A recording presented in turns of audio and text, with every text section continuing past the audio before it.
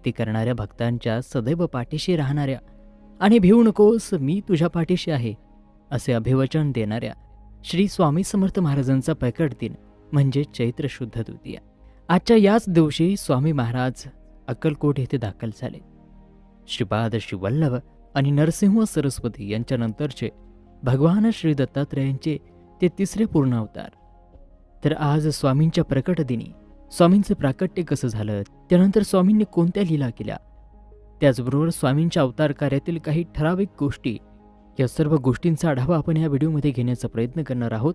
त्यासाठी हा व्हिडिओ शेवटपर्यंत पाहायला विसरू नका आणि हो, चॅनलवरती नवीन असाल तर सबस्क्राईब देखील करा, कारण असेच नवनवीन माहितीपूर्ण व्हिडिओज आम्ही तुम्हाला या चॅनलवरती देत असतो. श्री स्वामी समर्थ. चला सुरुवात करूयात. साधारणतः इसवी सन 1459 मध्ये माघ वद्य प्रतिपदा